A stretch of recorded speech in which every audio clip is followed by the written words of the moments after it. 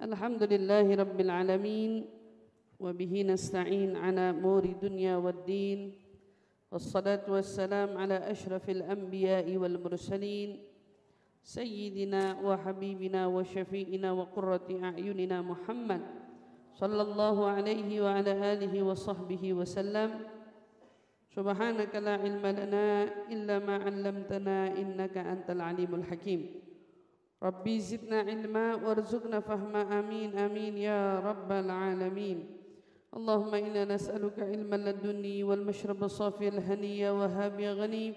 Allahumma inna nas'aluka ilman ladunni wal mashraba safiyal haniya wa habiya ghani.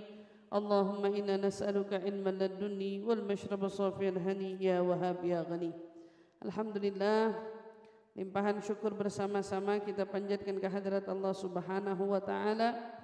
Pagi hari ini Allah kembali menghadirkan kita di dalam majlis ini. Semoga ini adalah salah satu tanda bahwa Allah Subhanahu wa taala masih menginginkan kita berada di jalan kebenaran, masih menginginkan kita berada di dalam jalan kebaikan, yang insyaallah keinginan Allah untuk menetapkan kita di dalam tempat yang baik selamanya menyertai kita sampai kita diambil nyawa olehnya. InsyaAllah kita ambil nyawa kita semua dalam keadaan husnul khatimah, InsyaAllah. Amin amin ya rabbal alamin. Itu adalah harapannya semua orang yang beriman, harapannya semua orang yang merasa bahwa dirinya sangat fakir, miskin di hadapan Allah Subhanahu wa taala. Ya, walaupun banyak ilmu yang telah dia pelajari, walaupun telah banyak rakaat-rakaat yang telah dia kerjakan, telah banyak zikir-zikir yang telah dia ucapkan, semua itu tidak menjamin akhir dari usia kita. Nggak ada yang menjamin. Itu hanya kemungkinan besar. Orang yang taat kemungkinan besar husnul khatimah. Orang yang rajin sholat kemungkinan besar husnul khatimah. Orang yang rajin puasa kemungkinan besar husnul khatimah, kan gitu. Orang yang rajin sedekah kemungkinan besar husnul khatimah. Tetapi tidak ada satupun dari amalan itu menjamin kalau orang-orang itu akan husnul khatimah. Untuk apa itu semua? Untuk menjadikan kita menyadari bahwa kita adalah hamba yang miskin di hadapan Allah. Kita miskin. Ya, walaupun kita punya apa-apa, kita punya ini, punya itu dan lain sebagainya, tapi hakikatnya kita miskin. Miskin akan apa? Rahmatnya Allah Subhanahu wa taala.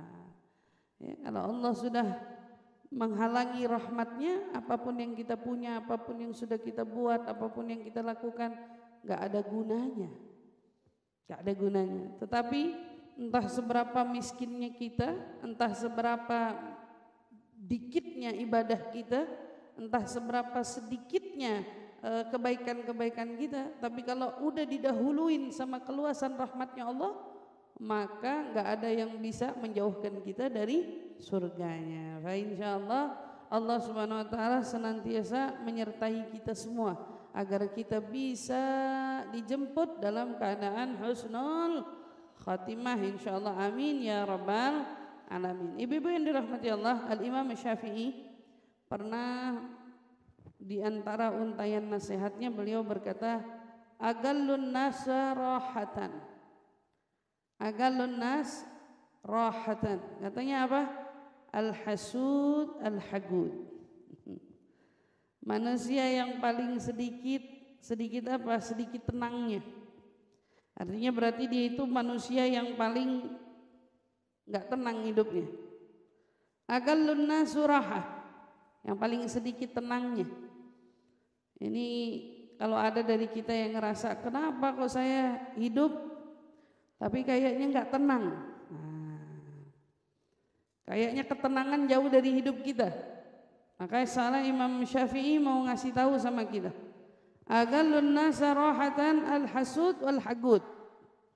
Orang yang paling sedikit tenangnya dalam hidup, mereka kelompok siapa? Pendengki dan pendendam. Orang yang suka dengki sama orang yang suka dendam. Siapa aja dari kita ya, ngerasa dengki sama orang, pasti tuh orang hidupnya gak tenang. Walaupun dia bilang dia senang, dia bahagia, tapi sejatinya itu orang-orang yang hidupnya tidak tenang. Kenapa? Karena di dalam hatinya dengki. Bahaya, al-hasud, orang dengki. Gak senang ngelihat kesenangan orang. Ya. Gampang Bu kalau sekarang ngelihat orang dengki. Lihatin aja cara dia melihat kegembiraan orang. Kadang-kadang kita ngelihat status orang lagi senang aja yang nyinyir kita. Iya kan? Orang lagi jalan-jalan yang nyinyir kita. Ada orang lagi jalan-jalan kita bilang kagak girang dia, bohong. Oh, udah dengki tuh. Kagak seneng banget ngelihat orang girang gitu kan. Orang aturan kalau ngelihat orang girang ikut senyum bareng gitu. Ikut ketawa bareng. Ya udah, hari ini mungkin kita yang dia yang girangin kita, besok kita yang girangin dia, kan gitu. Ada video status seolah orang lagi nunjukin bagaimana kegembiraan dia dengan aktivitasnya. Iya, kita sebagai yang nonton gimana? Jangan jadi netizen julid. Jangan jadi netizen julid. Wah, mulai diomongin tuh ciri-ciri hatinya dengki. Orang yang begitu, yang senang, yang dilihat di status senang lagi jalan-jalan, dia yang kagak tidur. Gara-gara dengki. Makanya jadi orang jangan punya sifat dengki. Jauhin diri kita dari dengki. Ngelihat siapa aja dapat nikmat, Masya Allah. Kebetulan punya anak gadisnya belum dilamar-lamar orang. Ada anak gadisnya temen, nasibnya bagus bener, dilamar sama orang berduit. Kebetulan akhlaknya baik, ya, bukan cuma berduit, akhlaknya baik. Gak kalah, wajahnya tampan gitu. Duh, kayaknya apa yang lebihnya dia sama anak kita, cakapan anak kita. Nah, orang Betawi julid banget ya kayaknya. Enggak. Ada aja kadang-kadang subhanallah kalau ngelihat orang aturan girang. Kalau ada orang dikasih nikmat kita ikut girang, kan itu juga membuka kemungkinan apa yang Allah berikan nikmat kepada orang tersebut bisa juga nikmat itu diberikan untuk kita. Bahkan aturan Allah mungkin sudah menyiapkan yang lebih baik, gara-gara julid nggak jadi. Nggak jadi, nggak dikasih. Ada orang kadang-kadang sudah nyiapin nih hadiah buat temennya, tahu-tahu dikeselin, dipegelin. Oh gah gue bagi dia, nggak mau dibagi. Ngapain bagi-bagi sama orang yang begitu? Wah kata begitu juga kiranya kalau seandainya kita nih jadi hamba ngelihat nikmatnya orang nyinyir, julid, nggak seneng. Bisa jadi kita yang aturan bakal dikasih lebih jadi nggak dikasih. Makanya sifat hasud baik-baik, yaitu dengki gitu ya, jauh-jauhin. Siapa aja, Masya Allah. Bareng temenan, ceritanya janda bareng. Janda bareng. Sama-sama janda maksudnya. Bukan sama-sama bercerai, bukan. Sama-sama janda. Waktu kenalan sama-sama orang yang udah pernah nikah, belum nikah lagi, berteman baik. Tahu-tahu yang satu didemenin orang.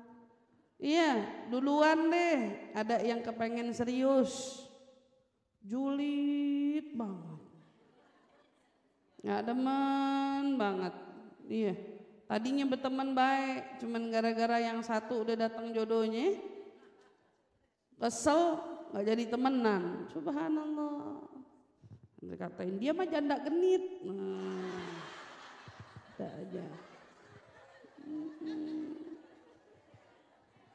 Kalau kita mah janda baik-baik, kalau dia mah janda genit, makanya cepet laku. Na'udzubillah. Itu baik-baik.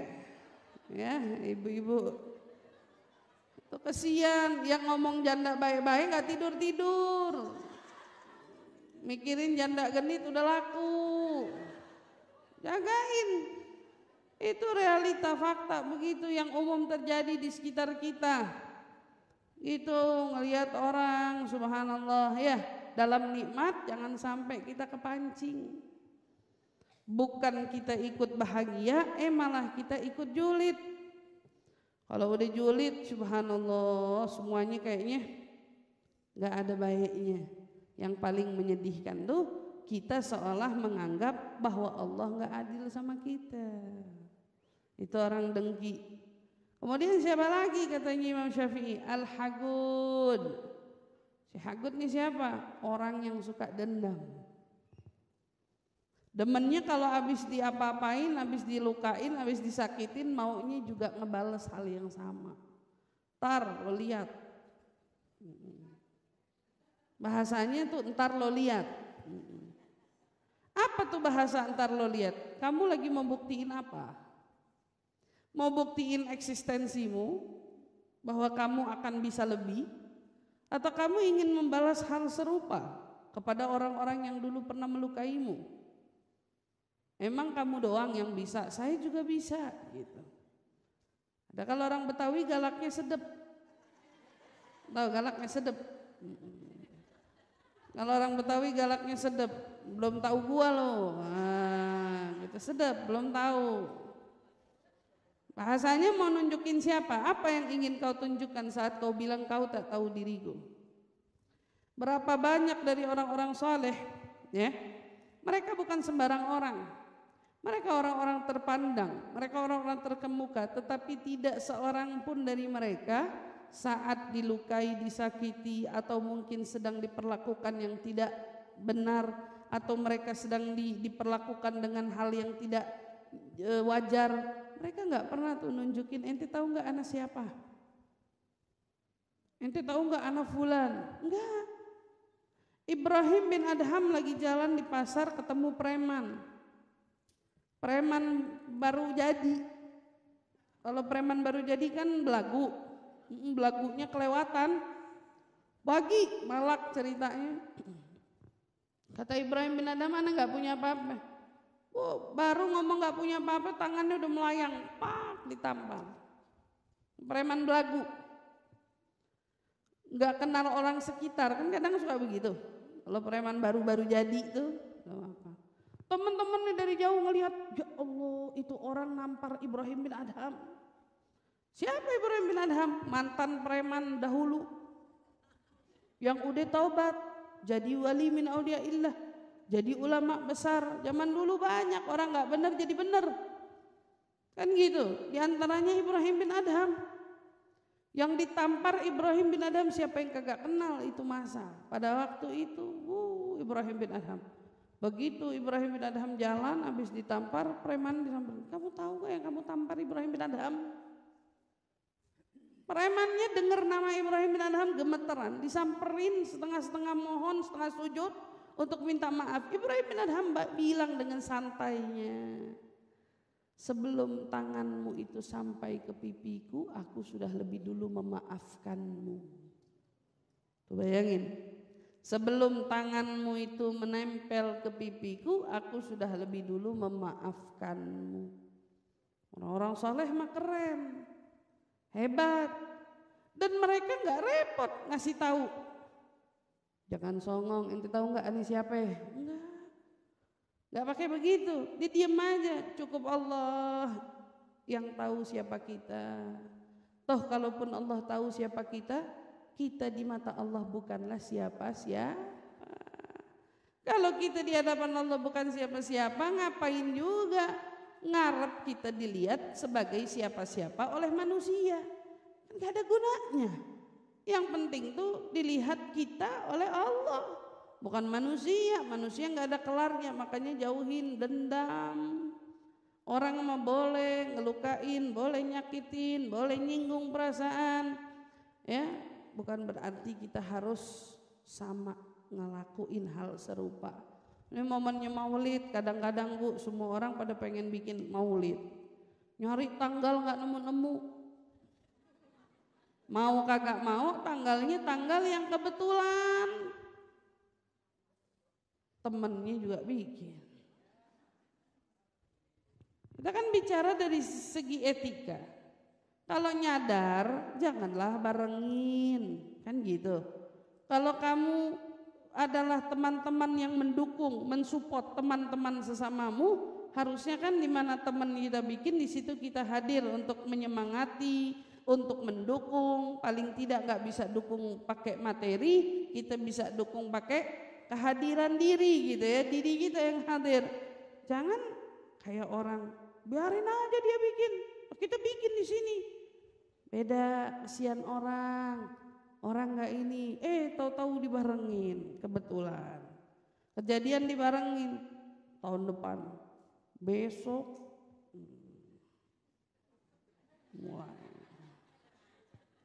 besok katanya, lihat aja tahun depan. Itu perasaan begitu, kamu nggak sadar, dendam mengakar dalam diri, merusak kebersihan hati, mempengaruhi apa? Ketenangan hidup, ketenangan jiwa, ketenangan pikiran. Nungguin tahun depan belum tentu kebales, kan gitu, belum tentu kebales. Keduluan kamu yang mati. Naudzubillah, berapa banyak kita meninggalkan dunia dengan membawa berbagai macam unak-unak keluh kesah di dalam dada.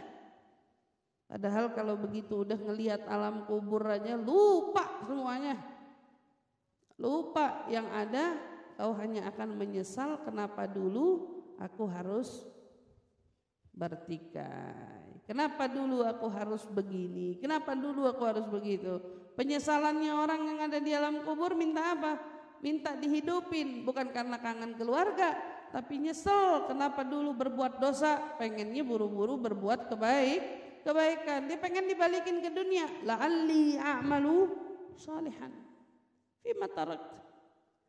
Ya Rabb, andai kau bisa balikin aku ke dalam dunia, maka aku akan beramal saleh dari amalan-amalan dulu yang aku tinggalkan, gak pernah aku buat. Itu penyesalan orang udah masuk kubur. Makanya kita selagi masih hidup, dikasih umur sama Allah Subhanahu wa taala, jaga umur kita. Pengen hidup tenang, maka bersihkan hati dari penyakit dengki dan dendam. Itu kata Imam Syafi'i. Mudah-mudahan Allah jaga kita semua, Allah pelihara hati kita, dan Allah senantiasa membersihkan hati kita dari semua noda-nodanya. Amin ya Rabbal. Baik Ibu, kita mau lanjut daripada kitab Adabus Suhbah. Sama-sama kita awali majlis kita dengan doa ta'lim. Bismillahirrahmanirrahim. Nawaitu ta'allum wa ta'lim wa naf'a wal intifa' wal mudzakarah والإفادة والاستفادة والحث على التمسك بكتاب الله وسنة رسول الله صلى الله عليه وسلم والدعاء إلى الهدى والدلالة على الخير ابتغاء مرضاته وقربه وثوابه وحسن الخاتمة مع اللطف والعافية وصلاح العاقبة برحمتك يا أرحم الراحمين آمين يا رب العالمين.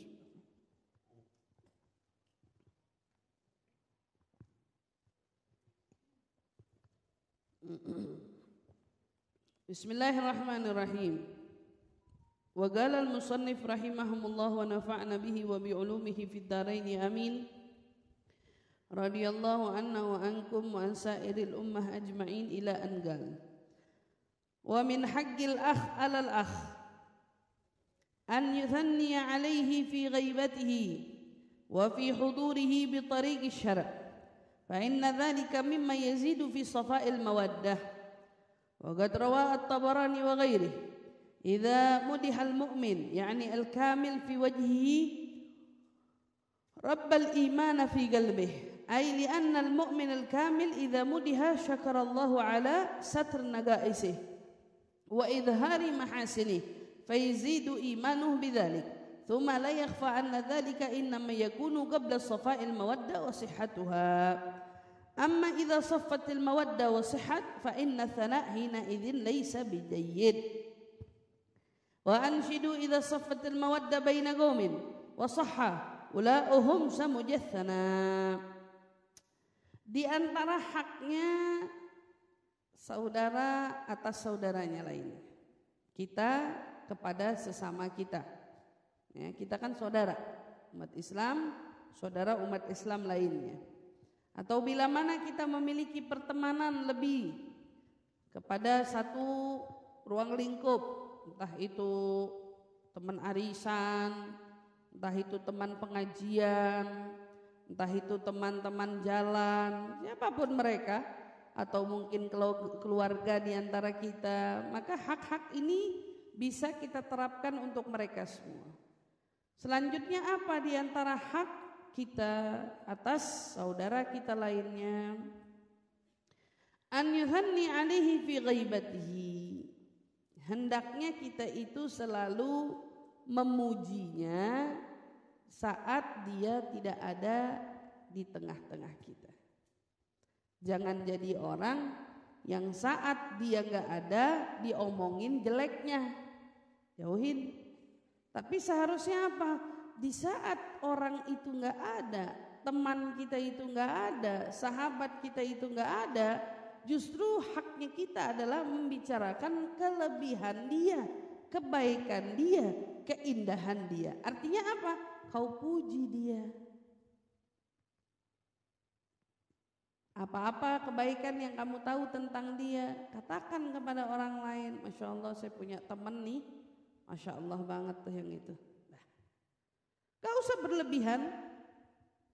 Mau dia ada ataupun dia ada sekalipun. Wa fi hudhurih, depan orangnya kamu apresiasi, kau berikan bentuk pengagumanmu terhadapnya. Itu diantara hal yang perlu kita lakukan. Syuf, ilmu apresiasi ini berlaku kepada siapapun. Bu, di depan suami jangan ngomong manis, di belakang suami mah ngejelek-jelekin dia. Ibu, di depan anak jangan belagak kayak manis, tahu-tahu di belakang pegel sama dia. Begitu juga sama sekitar, sama teman, sama keluarga dan lain sebagainya. Kita kan manusia kadang-kadang senang ngomongin jeleknya di saat dia nggak ada. Udah jeleknya kebuka itu semua, diomongin itu semua, dibahas itu semua. Padahal di sini kita diingetin, kalau kamu bicara hak, haknya kita itu bukan ngejelekin, tapi haknya kita itu kalau bisa muji. Dia ada atau dia nggak ada, di depan dia ataupun di belakang dia, kita puji, apresiasi, sebut. Tapi kuncinya apa? Bitariqi syara', pujiannya harus tidak boleh melampaui haddus syara'. Muji, tapi jangan sampai bohong, jangan kelebihan. Muji, jangan sampai lebay. Dipuji, diapresiasi, bukan sampai didewakan, diagung-agungkan, enggak gitu. Karena biasanya manusia kalau kita udah mulai mengagung-agungkan manusia lainnya, bukan muncul rasa kagum, tapi munculnya rasa apa? Mual, enek. Iya Bu, mual, lebay banget sih jadi orang. Yang muncul begitu. Tapi kalau kita muji sesuai syarat, di batasnya, yang diomongin yang benernya, nggak ngarang, nggak bohong, ya, iya yang disebut yang benar, bitariqi syara' gitu. Nanti ngomongin yang benar, yang kayak gitu, itu disebut apa? Fa inna dzalika mimma yazidu fi shafa'il mawaddah. Perbuatanmu itu jika kau lakukan, kau puji dia baik dalam kehadirannya ataupun dia tidak ada di hadapanmu sekalipun, tetapi pujian sesuai batasannya, sesuai batas syariat yang diperkenankan untuk memujinya.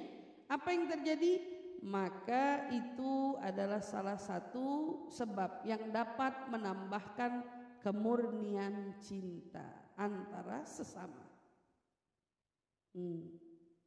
Pujian itu bisa memurnikan cinta. apresiasi itu bisa memurnikan cinta. Kalau kamu orang tua, jangan mudah menjatuhkan semangat anak. Anak walaupun nilai ujiannya 5, walaupun 5, teman-temannya 10, 9, 8, anak kamu 5, bilang sama dia, kau sudah hebat nak, semakin rajin lagi biar angkamu semakin meningkat.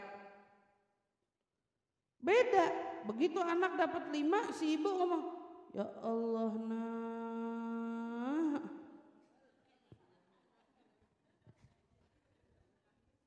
kamu anak emak bukan? Maknya merasa pinter. Maknya merasa pinter begitu ngelihat anaknya hasil ujiannya 5. Kamu anak emak bukan nak, kamu ngikut siapa? Mulai nih. Mulai yang berasa antara kedua orang tua ada yang unggul. Misalnya kalau orang tua yang pinter bapaknya, ibunya ada yang disalah-salahin. Kamu ambil bapak kenapa? Pinter gitu sama matematika, jangan kayak mama kamu. Salah, semua omongannya gitu salah. Begitu juga kebalikannya dan seterusnya. Ngelihat anak, ibunya begitu ngelihat, ya Allah nak, kenapa niru ibu? Coba tiru bapak kamu tuh. Kalau bapaknya lebih, atau begitu juga ibunya merasa lebih. Itu kata-kata yang nggak perlu diucap.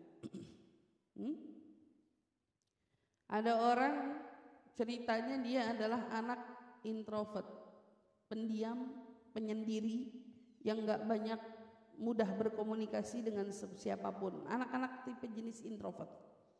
Waktu ditanya, kamu kenapa bisa jadi introvert? Minder, diem aja, nggak ngapa-ngapain. Maksudnya ngomong sama orang nggak mau kalau nggak bener-bener kenal gitu ya. Kenapa sebabnya? Ada studi yang mencari tahu penyebab beberapa orang-orang introvert. Di antaranya penyebabnya dia bilang gini, dulu waktu saya tanya sama ibu saya, mama kenapa nggak perhatian sama saya seperti mama perhatian sama saudara saya yang lainnya? Jadi dia ngelihat adik-adiknya lebih diperhatikan daripada dia, misalnya gitu ya. Adik-adiknya diperhatikan daripada dia. Mamanya jawab gini, karena mama yakin kamu tuh udah besar, kamu tuh udah dewasa, kamu bisa ngerjain sendiri. Jadi karena mama tahu kamu bisa, makanya mama percaya ngelepas kamu. Tapi kalau adik kamu belum bisa, dia nggak bisa, dia mah masih kekanak-kanakan, dia mah otaknya masih anak-anak, dan seterusnya. Ucapan itu bukan menjadi penyemangat dia, tapi ucapannya itu menjadi apa? Oh, mama saya merasa saya bisa, makanya dia nggak perhatian sama saya seperti perhatiannya sama saudara saya. Ketemu neneknya, ternyata di antara cucu-cucu yang lain kebetulan nih anak ngerasa neneknya nggak terlalu peduli sama dia. Ditanya lagi sama neneknya, nenek, kenapa nenek itu tidak memperlakukan saya sama seperti nenek memperlakukan cucu-cucu nenek lainnya? Jawaban neneknya hampir mirip sama maknya. Jawabannya gini, karena nenek tahu kamu bisa, kamu tuh pinter, kamu tuh hebat, makanya nenek itu tidak ambil berat tentangmu. Tapi nenek lebih kepikiran tentang saudara-saudaramu. Jawaban si introvert secara terbuka. Introvert bilang, ini Bu, kamu kira orang kuat kayak saya ini gak butuh belas kasih sayang? Kamu kira orang yang mandiri, yang bisa ngelakuin apa-apa sendiri gak butuh sentuhan kasih sayang? Kamu kira orang yang mandiri, yang hebat, yang pintar, yang bisa ini itu dengan sendirinya, tidak perlu merepotkan orang tua, tidak perlu nyusahin emak bapak? Kamu kira kita orang ini gak butuh disentuh dengan belayan kasih sayangmu? Ini introvert yang ngomong. Makanya orang tua stop berlaku tidak adil kepada anak. Stop memuji sepihak anak di antara anak lainnya. Allah itu memberikan kita anugerah anak beraneka ragam karakternya. Kalau ada ibu merasa salah seorang anak ibu bodoh, itu karena ibu gak pinter ngarahin dia.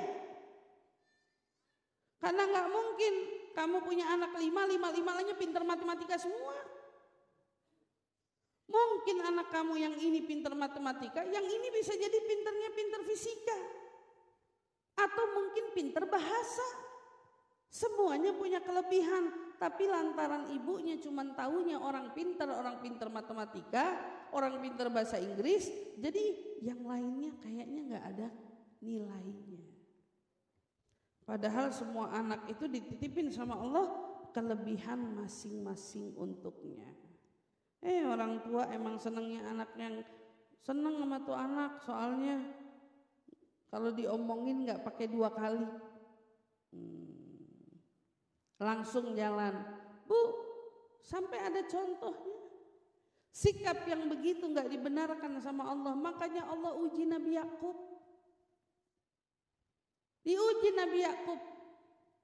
Dilepas, dijauhin sama Allah terkait siapa? Anak yang paling dia sayang, Nabi Yusuf. Gara-gara kelebihan sama Nabi Yusuf, sama Allah dijauhin. Biasanya ibu-ibu yang kelewatan lebay sama anak tertentu, ya terutama sama anak lakinya, bakal diuji sama Allah dengan godaan anak-anaknya yang megelin hatinya.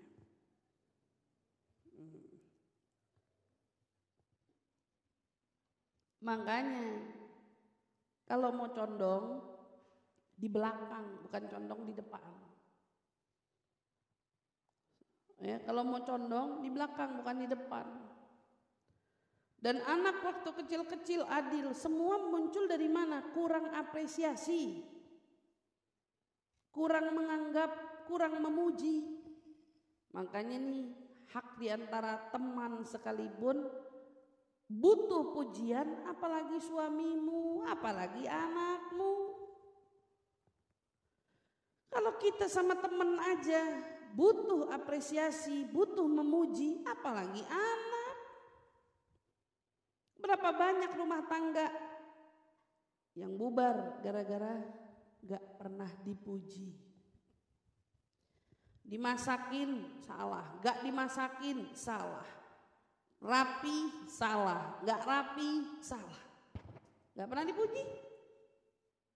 Lama-lama apa? Hilang komunikasi.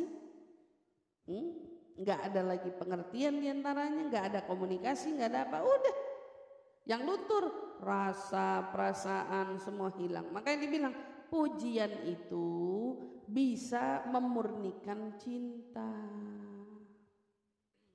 Puji Rasulullah, senang muji, jangan orang makanannya dipuji.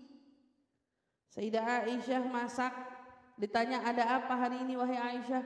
Gak ada ya Rasulullah, cuman ada roti kering sama cuka. Hatu, kata Nabi, sini bawa, hidangin. Begitu istrinya ngehidangin cuka sama roti, Nabi bilang ni'mal idam al khal, kata Nabi, hidangan paling enak nih emang cuka. Nggak nyindir loh Bu, emang dia mau apresiasi istrinya. Walaupun yang dihidangin cuman cuka, syukur ibaratnya gitu. Belajar mengapresiasi dari hal-hal kecil. Bagaimana mau apresiasi hal besar kalau yang kecil aja terabaikan. Nah kita sama teman begitu juga, hal-hal kecil Bu. Dia mah baik banget, Masya Allah, kita diantar, kita dijemput. Kita kadang-kadang suka ditebengin, bayarin lagi ongkosnya. Sebut hal-hal baik. Ada min safa'il mawaddah. Hal-hal kecil, segala di ongkos nggak seberapa, naik busway paling berapa, naik kereta paling berapa, tapi disebut, itu dimention, itu diingat, itu sesuatu. Berarti kamu orangnya menghargai pemberian sekecil apapun nilainya, bagimu itu sesuatu. Ini dikasih hadiah, makasih ya, udah lupa. dibaein, diperhatiin, makasih jarang. Kadang-kadang antar jemput, bayarin bensin kagak. Ibaratnya iya, dablek banget jadi orang. Ya Allah, udah makasihnya jarang, dablek, subhanallah. Itu tuh buang. Itu sifat-sifat yang harus dijaga.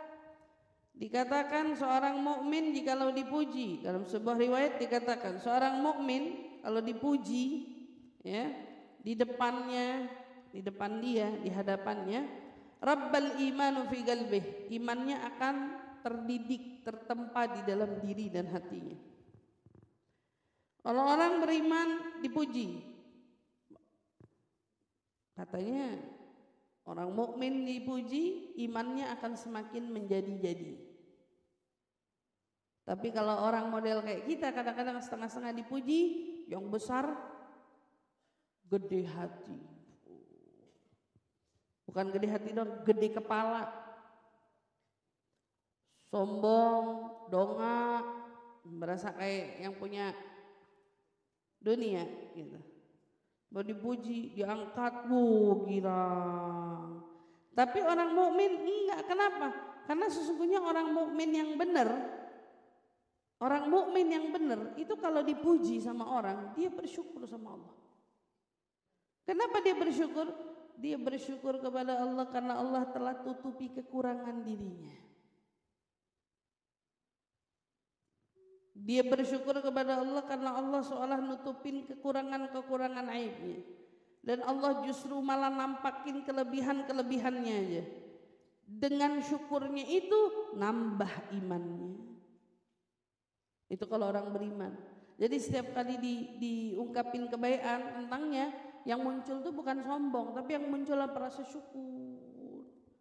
Allah baik banget, saya cuman ditunjukin yang baik-baik aja, padahal cacatnya banyak, padahal kekurangannya banyak, tapi enggak ditunjukin sama Allah. Sama Allah ditutup. Orang yang kayak begini nih, ini yang disebut dengan orang mukmin al-kamil, orang mukmin yang sempurna. Beda sama yang level-level bawah, beda. Karena sesungguhnya Allah Subhanahu wa taala kan Maha tahu bagaimana kita. Kadang kita duduk sama orang nyengir baik, iya padahal kita gedek banget sama dia. Bisa jadi kita enggak demen banget sama dia, ini hati. Yang tahu siapa? Yang paling tahu luar dalam kita kan Allah. Tapi Allah enggak tunjukin itu. Allah bisa buat seolah-olah kita baik, kita bagus, orang hargain kita sampai sebegitunya. Masya Allah. Dulu Al-Habib Hamid Omar, ada seorang wali min awliyaillah di Hadramaut, sedang pergi menjalankan ibadah umroh, lagi ziarah ke makam Nabi. Pada saat beliau ziarah ke makam Nabi, dia lagi duduk di depan tempat kuburan Nabi itu, di luarnya tiba-tiba penjaga kuburan makam Nabi itu ketiduran. Di tengah tidurnya seolah Nabi ngajak dia ngomong, aina waladi Hamid Umar, mana anak saya Hamid Umar, anak saya Hamid Umar mana, panggil, suruh ngedeket. Dipanggil suruh ngedeket. Namanya siapa? Hamid Umar. Menjaga kubur Nabi itu tanya, berteriak, siapa di antara kalian yang namanya Hamid Umar? Nah, angkat tangan. Anak Hamid Umar. Saya Hamid Umar. Kenapa? Sama Rasulullah disuruh maju ke depan. Nah, kata orang saleh, orang baik, iya. Insyaallah maju. Saya Hamid bin Umar. Tapi begitu maju, subhanallah, dia ucapin salam di depan makam Nabi. Di situ ada satu karomah. Karomahnya kesingkap. Wali min auliyaillah kan punya karomah. Nah ini karomahnya dia. Karomahnya apa? Rasulullah berjabat tangan sama dia. Tangannya Rasulullah keluar dari kuburnya, salaman sama Hamid Umar ini. Disaksiin sama semua orang yang ada di situ saat itu. Orang benar-benar ngelihat tangannya Rasulullah. Tangannya Rasulullah. Setelah momen itu, Hamid bin Umar pengumuman, gak ada yang boleh keluar dari ruangan ini sebelum jitak kepala saya. Gak ada yang boleh keluar dari ruangan ini sebelum megang kepala saya. Maksudnya toer kepala saya, toer. Anggap saya bukan siapa-siapa, anggap saya cuma orang biasa. Kenapa dia minta ditoer kepalanya? Biar dia punya hati ditempa, gak mau jadi orang sombong. Walaupun dia punya karamah Nabi, keluarin tangannya buat jabat tangan sama dia. Orang soleh. Sekalipun kelebihannya nampak, yang muncul apa? Rasa syukur sama Allah. Allah udah nunjukin lebih bukan kurang. Sayyidina Ali Zainal Abidin, cicitnya Rasulullah, waktu dituduh syarik, dituduh maling sama orang yang gak dikenal. Kamu maling, uang saya hilang di sini, 500 dinar, 500 dirham, uang saya hilang. Katakan gitu ya. Misalnya aku bilang uang saya 500 ribu hilang. Gak ada orang di sini kecuali kamu, berarti kamu malingnya. Tapi kalau gitu ayo, ente ikut anak ke rumah, anak ganti uang ente. Ikut ke rumah, dikasih 500 ribu uang yang hilang, ditambah lagi 500 ribu hadiah. Pernah kita nemu ada orang begitu model? 500 ribu dilebihin. Waktu dilebihin apa ini lebihnya? Terima kasih. Untuk apa?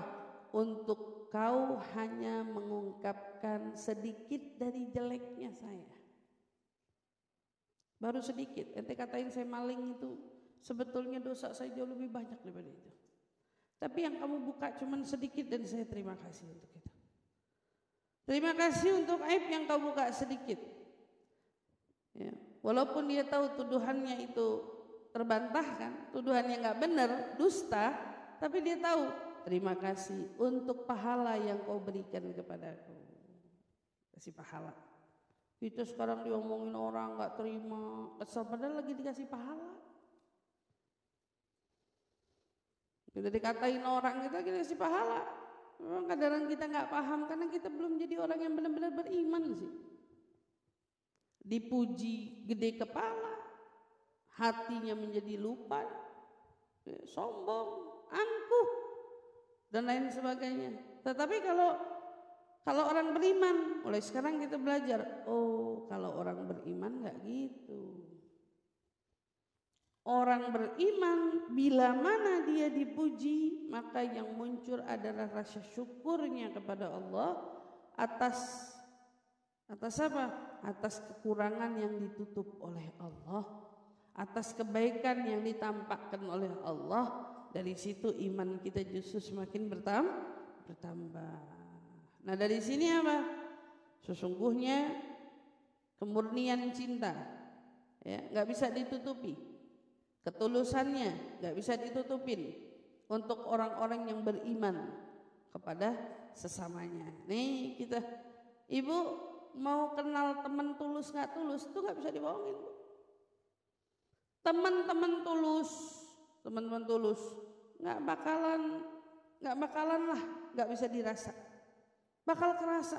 Kita duduk nih, saya duduk sama Ustaz Alu ya, ibaratnya saya kalau kangen sama dia pasti berasa. Kalau dia kangen sama saya juga pasti berasa. Itu baru cuman duduk sebelahan. Kayak kita, contohnya saya kasih ibu. Ibu duduk sebelah orang, ibu gak nyaman. Ibu gak demen. Katakan ibu benci, ibu gak suka. Duduk, walaupun gak ngomong, sebelahnya tahu. Ada auranya nggak enak, auranya negatif. Suka nggak begitu? Pernah nggak begitu?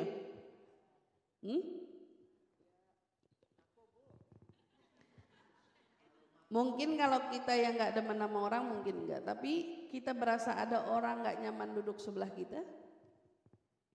Insya Allah orang-orang sini bukan yang dia duduk sama orang dia yang kagak nyaman, bukan. Insya Allah, tapi ada orang kita berasa dia duduk di sebelah kita nggak nyaman, pengen buru-buru bangun, pengen buru-buru pulang, ya. Kalau ngomong madepnya sono mulu kayak gitu, kagak ada orang gitu. Karena ada aja tuh yang begitu, ya nengok ke sono mulu kayaknya sini garing banget tembok kayaknya gitu. Berasa kan kayak gitu, ada auranya. Iya, temen tulus, temen baik juga gitu. Nah masalahnya kadang-kadang manusia tuh nunggu tulusnya orang, bukan dia berusaha menjadi tulus. Jadi kadang-kadang kita nih nunggu, aneh gak demen sama dia, orang dianya begitu. Jadi sikap kita tuh tergantung sikapnya orang ke kita. Jadi kalau ada orang baik, kita baik, enggak. Sementara sebetulnya kalau mau jadi orang tulus, jangan nunggu orang, tapi belajar dari kita. Yang berusaha untuk menjadi orang baik dulu, orang tulus dulu, orang bakal ngerasa. Ustazah, aneh kurang baik apa? Ya Allah, udah tulus sama dia, udah apa? Tapi dia begitu, biarin.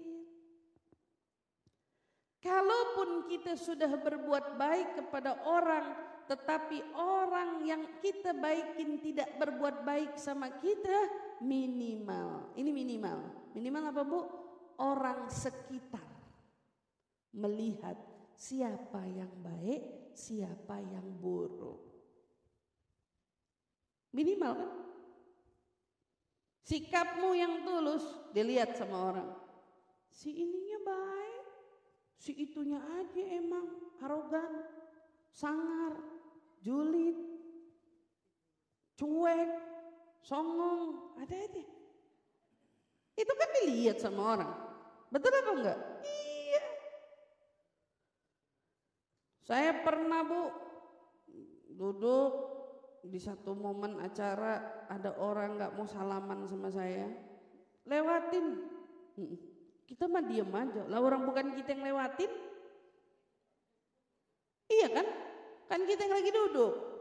Tahu-tahu kita yang lagi duduk dilewatin sama orang. Ada orang kagak mau salaman sama kita.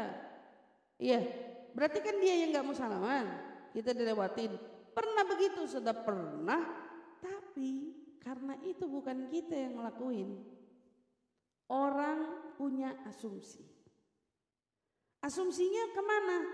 Yang ngelewatin yang jelek, yang dilewatin yang baik. Coba kita tuker posisinya. Saya lewatin orang kagak salaman, yang jelek siapa? Saya. Iya kan? Yang jelek saya.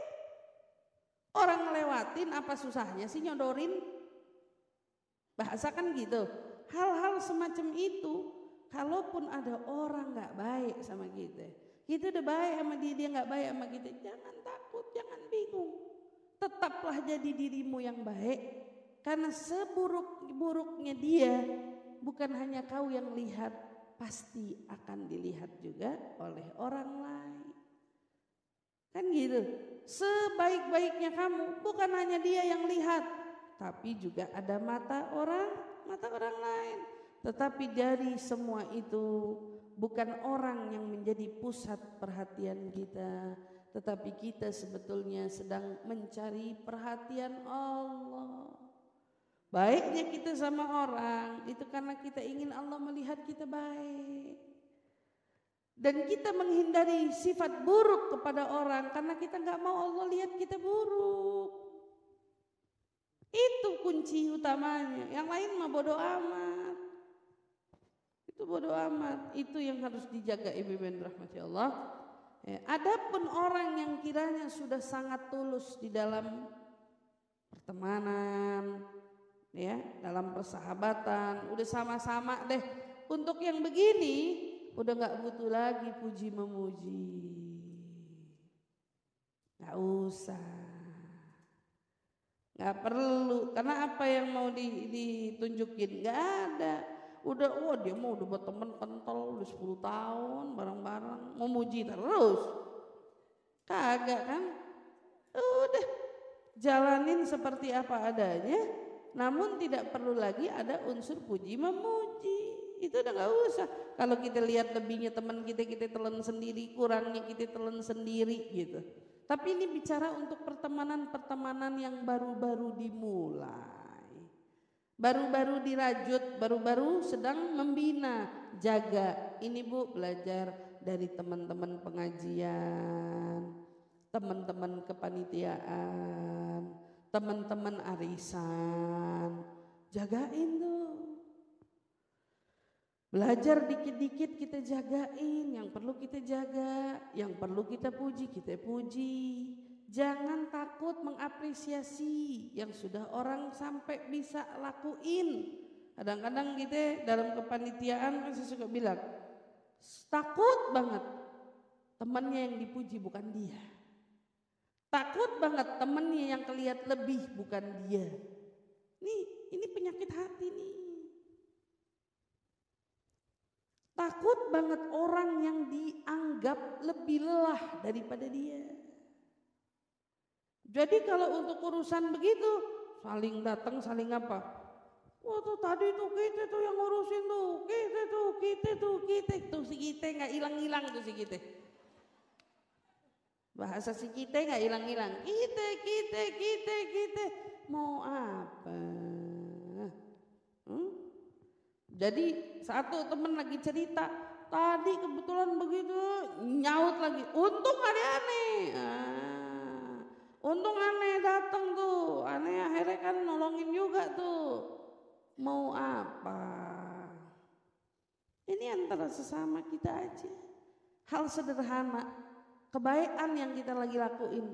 Bu, orang terutama dalam kepanitiaan, di dalam khidmah, di dalam kebaikan, ya, ataupun kita di dalam hadir kajian, ini kan semua teman-teman nih semua. Ada aja yang dilihat, yang nggak enak, yang enak, semua kelihatan kan? Dari yang dilihat antara sesama sampai antara guru sekalipun kadang-kadang kelihatan tuh semua. Lo justru momentum belajarnya di sini. Antara kita satu sama lain gimana tuh? Kalau ada yang kiranya, oh ini temenannya kayaknya ini lagi kepengen banget ngasih tahu orang kalau dia capek. Jadi temen yang baik dong. Emang lu doang yang capek, gue juga capek. Nggak kelar-kelar loh kayak gitu. Jadi yang satu habis kerjain apa, nanti malah yang bikin sedih, yang satu bawa laporan apa. Temennya yang kerja bukan jelek yang ditutupin, malah datang bawa berita, no. Yang dipilih kerjaannya bengong doang, main HP doang, kerja kagak, giliran disuruh malas-malasan. Biasanya kalau kebaikan panitianya 20 atau 10, yang males 2, punya 8, ribet amat. Kalau saya mah sederhana, males, masih kepake, nggak kepake, ya udah jangan dipakai, sederhana.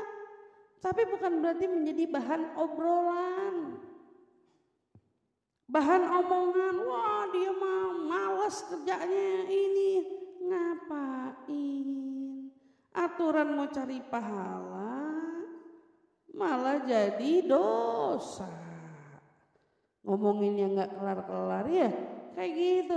Biasa kan gitu kita mulai, kita rapat. Ini kita bicara urusan panitia karena maulid lagi banyak nih Bu. Rapat, panitia nggak kelar. Iya, gimana? Sini jadi panitia gimana? Ustazah biasanya ngajuin nama. Temennya, jangan Ustazah.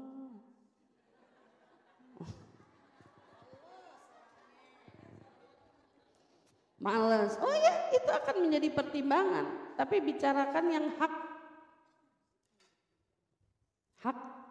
Yang hak. Kalau ngomong yang hak. Ini tentang temanmu, sahabatmu, saudaramu. Saling dukung, saling support, saling rangkul. Kalau memang dia nggak kena Ustazah di bagian itu Ustazah. Dia nggak bisa. Nggak. Saranannya jangan deh Ustazah. Itu benar-benar. Tapi kalau nanya si ini,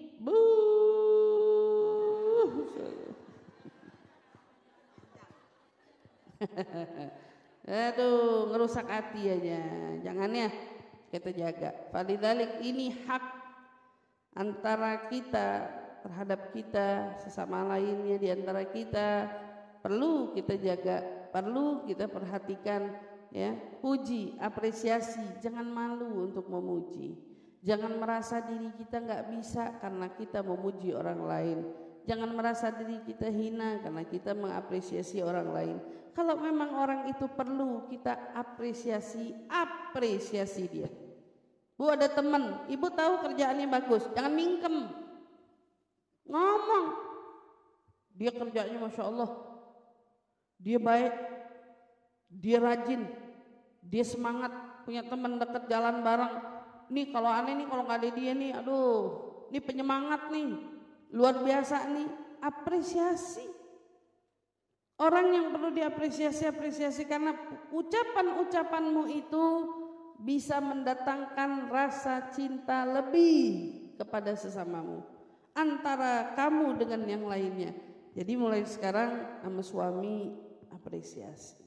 Walaupun cuma ngangkatin cangkir ke dalam mesin atau ke tempatnya cuci piring, cuman ginian nyuci mah kagak, nganter doang. Makasih Bu, nganter doang nih, bawa untung diantar, biasanya digeletakin. Iya kan? Iya. Kalaupun sampai diantar kagak, digeletakin iya, ditaruh aja. Habis ngerokok mungkin, habis apa digeletakin aja. Tapi disingkirin, dipinggirin di pojok, biar nggak ketendang. Ibu angkat, makasih udah dipojokin, biar nggak nendang, kalau nggak kerjaan 2 kali. Ngomongnya tapi jangan julid. Ngomongnya jangan julid Bu, ngomong yang benar aja gitu. Sebut, apresiasi, ngambil baju, habis pakai baju, geletakin, apresiasi. Karena kalau ibu mulai mengapresiasi perlahan, percaya deh Bu. Ibu ngomong, makasih ya udah dibantuin dibawain ke dapur.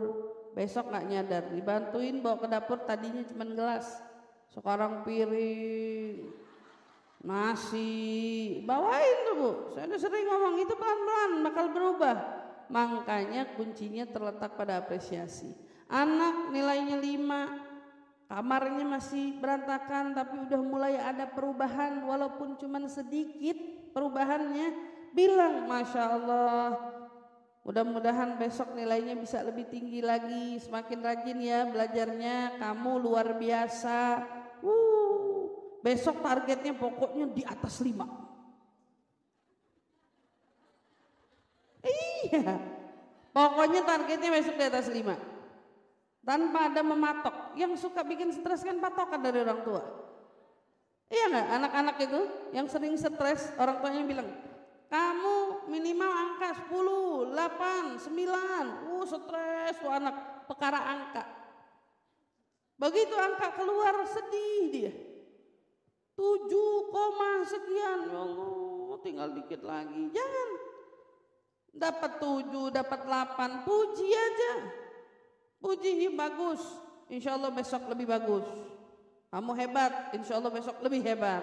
Udah semangat yang dikasih. Anak girang, gak ada yang kesakit hati, gak ada yang kecewa. Ini enggak, anak 8. Wah dia 8, kakak berapa kakak? Kakak 9. Weh, teman. Depan yang 8, patah Bu semangatnya Bu. Alhamdulillah kakak kali ini 9, insya Allah adik besok akan lebih baik. Kakak pertahanin, jangan sampai besok menurun. Balance, ngasih arah tuh balance, seimbang, jangan matahin sebelah. Begitu juga sama semua keluarga, saudara, teman, sahabat Bu. Jangan pernah nyepelein semangatnya orang, baiknya orang, tapi berikan mereka apresiasi, pujian yang layak mereka terima untuk kita puji. Percayalah, di situ dikatakan bahwa sesungguhnya pujian-pujian tersebut dapat menumbuhkan keimanan, dan bukan hanya iman, tetapi justru akan memurnikan rasa cinta. Semoga Allah anugerahkan kepada kita semua kemurnian cinta, ketulusan cinta antara kita sesama kita, antara segenap umat Nabi Muhammad sallallahu alaihi wasallam.